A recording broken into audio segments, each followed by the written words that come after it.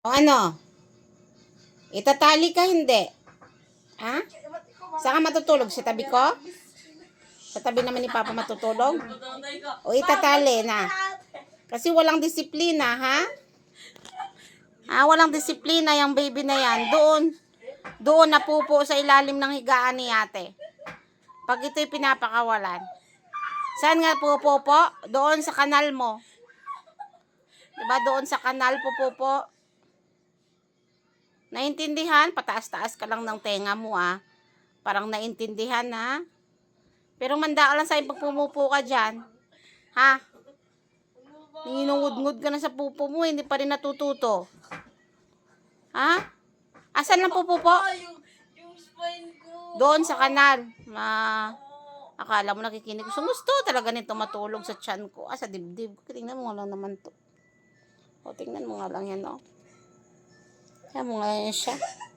Yan ang trip niya. Tapos, aagawin pa yung cellphone ko niyan. Pag tinupak yan siya, ayaw pa niya yung nagsiselfone ka, agawin pa niya pag may pinapanood ka. Tingnan mo nga lang yan, Kapa-spoiled Tuloy, lagi ako inuubo sa balahibo mo. Kasi dikit-dikit ka talaga sa mukha ko. Sa bibig ko pa yan, Kitams. Si ate. Punta ka na kay ate. Punta ka naman kay ate. Doon ka naman kay ate. Ano to ate? Tatali o hayaan lang? Baka pupupo sa igan. Sinong pupulot? Sino magpakawalan yan? Sino maglilinis? Sino magpakawalan yan? Tali mo na nga to. Tali na? Doon na sa kulungan matutulog? Ha? Mama nagpakawalanan. Si mama nagpakawala sa kanya. Ikaw maglinis. Ayaw ko nga maglinis kay tatali siya. Ako na nga lagi naglilinis ng pupo niya dun sa kanal. Kay 2 beses naman siya pupupo, umaga at saka tanghali.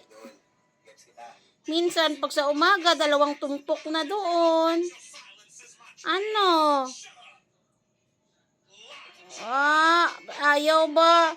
Mama, dito lang ako kasi mainit dyan sa dibdib mo, doon sa labas malamig. Kala mo naman talaga, Kala mo naman talaga nakakaintindi. Kala mo naman talaga nakakaintindi ang bata. Ako nakaintindi naman siguro. Kaya lang hindi na makapagsalita ang baby namin. Kung makapagsalita lang sana. Hingi na sorry kay mama. Mama, sorry. Sorry ng baby namin na. Yan, sorry na yan. Bye-bye na. Bye-bye. Thank you sa mga viewers namin, subscriber. Thank you. Bye-bye.